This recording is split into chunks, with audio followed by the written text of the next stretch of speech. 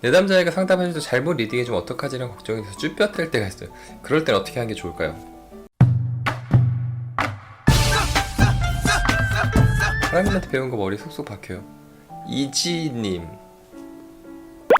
내담자에게 상담해줘도 잘못 리딩해주면 어떡하지라는 걱정이 돼서 쭈뼛댈 때가 있어요. 그럴 땐 어떻게 하는 게 좋을까요?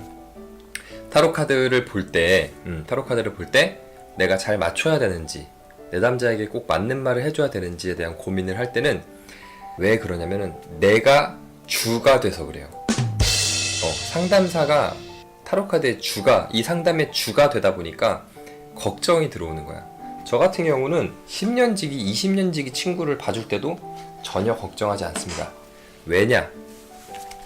그 친구를 봐줄 때 저는 카드를 꺼내기 전에는 저랑 대화를 나눌 땐 제 생각으로 이야기를 해주지만 카드를 꺼내는 순간은 카드 이야기만 해요. 그러니까 내가 볼 때 이 친구가 엄청 잘 지내고 있어. 근데 막 카드가 너무 안 좋게 나온다고 봐봐요. 그러면 저는 이 친구가 내가 알기론 되게 잘 지내고 있다고 생각했는데 안 좋게 나와. 그러면은 내가 이 상담의 주가 되면요, 이 친구는 원래 잘 지내고 있을 텐데 이 생각이 머릿속에서 떠나지를 않아서 카드랑 나랑 자꾸 다투게 돼요. 그럼 그 상담이 잘 안 됩니다. 근데 저 같은 경우는 이 친구가 평소에 잘 지내고 있어도 카드를 꺼내는 순간 얘만 봐요. 이 이야기를 전달해주는 통역사 정도가 되는 거야. 그러다 보니까 카드에 대한 얘기만 해요. 근데 오히려 그러면 이 친구가 오히려 놀랍니다. 왜냐면 자기가 나한테 매기 못했던 비밀, 그걸 파고 들어버린 거지. 그러면 그때부터 이 친구도 오히려 신뢰감이 더 올라가는 거지. 그래서 카드를 꺼내는 순간은 이 사람이 저랑 진짜 일면식도 없는 모르는 사람 취급을 하셔야 돼요. 그러고 카드를 대하세요. 그러면은 이 카드가 틀려도 내 잘못이 아니야. 얘가 틀린 거잖아. 그리고 이 카드 누가 뽑았을까요? 제가 뽑나요? 아닙니다. 저는 무조건 카드를 내담자 보고 뽑으라고 하거든요. 그렇기 때문에 내담자가 뽑은 카드가 틀리면 저는 상관이 없어요. 뭐요? 이렇게 도망가는 거지. 아니, 도망가는 게 아니라 이렇게 대합니다. 그렇기 때문에 연꽁이님 상담을 해줄 때 고민을 하지 마세요. 요거를 꼭 기억하세요. 그냥 카드를 던져버려. 혹시 조금 연배가 있으신 분들은 그 게임을 아실 텐데요. 예전에 가족오락관이라는 게임이 있었어요. TV 프로그램인데 그 안에 있는 게임 중에, 코너 중에 이렇게 폭탄을 들고 이렇게 말을 하는, 그리고 내가 대답하고 폭탄 넘겨주고 이렇게 폭탄이 도는 거야. 그런 프로그램이 있었는데, 이 고민을 내가 쥐고 해결해 주려고 하지 마세요. 그러면은 이 폭탄이 나한테서 터져. 그러면 내가 너무 아파. 그러니까 그냥 나는 이 사람의 고민을 받았잖아요. 카드한테 넘겨줘. 그리고 나는 이렇게 지켜보고 있는 거야. 이렇게 약간 제 3자의 입장으로. 이 폭탄이 여기서 터지고 나는 살 수 있다 이거지. 헛소리 하지마 임마. 이게 진짜로 농담처럼 얘기했지만 이게 나만 살겠다라는 게 아니고 이게 카드를 대하는 방식이 맞거든요. 제가 배운 방식으로는. 왜냐면 내가 이 상담에 자꾸 들어오면요, 그 상담이 엉키고 잘못돼.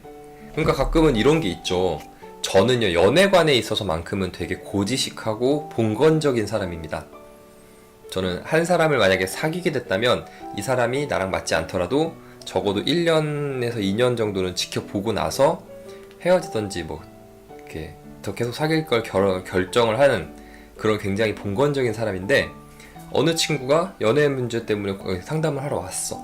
근데 카드를 뽑았더니 가볍게 여러 사람을 만나면서 너의 연애관을 키워나가라, 이런 카드가 나왔어.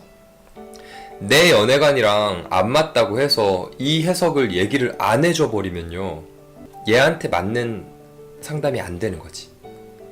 얘한테는 이 상담이 맞는 걸 거거든. 근데 내가 이런 사람으로 만들기가 싫다고 얘한테 막 말을 가짜로 만들어서 해줘. 그러면 안 돼요. 결국은 그냥 이 상담사의 마음에 드는 말만 하고 내 마음에 드는 사람만 만들려는 거거든. 이거는 굉장히 좋지 못한 상담입니다. 그쵸. 가족들한테 저는 가족 상담이나 친척들 상담할 때도 싹 빼요.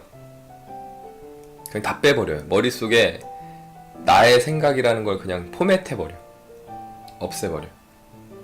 그쵸. 주간을 빼고 카드에서 하는 말만 전해주라는 거지. 이렇게 하면은 좀 더 편안한 상담이 되실 겁니다. 그래도 카드에 관심이 있으니까, 타로에 관심이 있으니까 보시는 분들이고, 그 중에 적어도 한 4분의 1 정도는 타로를 상담을 하거나 배우고 싶거나 어쨌든 카드에 관련되신 분들이 있어요. 제가 알거든요. 근데 그분들한테 더 말씀을 드리고 싶은 거예요. 내가 상담의 주인이 되는 순간 그건 내가 하고 싶은 말을 그냥 하는 겁니다. 그렇게 되면, 혹은 차라리 내가 하고 싶은 말을 하는 거면 그래도 다행이야. 뭐요? 문제가 뭐냐면 다른 사람이 이렇게 얘기하는 거를 엮어서 얘기하시는 분들이 있어요. 이렇게 엮어서. 이러면요, 이 사람이 처음에는 신기하니까 와요. 내 얘기 너무 잘 들어주니까 너무 고맙다고 온다고. 근데 한 번, 두 번 오다 보면요, 그 사람이 먼저 느껴요. 내담자가 느껴요. 뭐 돈 받고 하시는 분들에게는 손님이겠죠. 손님이 먼저 느껴요. 어떤 걸 느끼냐면, 이 사람은 얘기하는 게 너무 뻔해.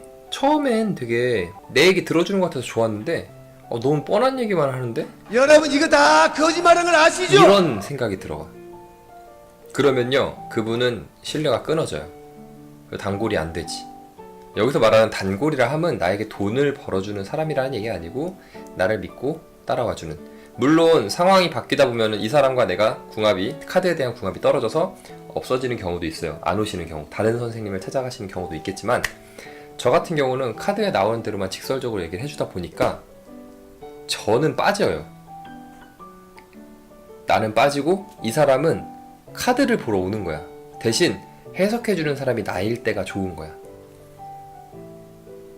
무슨 말인지 아시겠죠? 그렇게 되는 게 가장 베스트한 상담이라고 봅니다. 이건 근데 물론 저의 생각이고 저의 주관이기 때문에, 그래서 더 좋은 방식이 있는 분들은 더 좋은 방식으로 하셔도 됩니다. 근데 이거는 저는 이렇게 생각을 하고 있고 이렇게 진행을 하고 있습니다.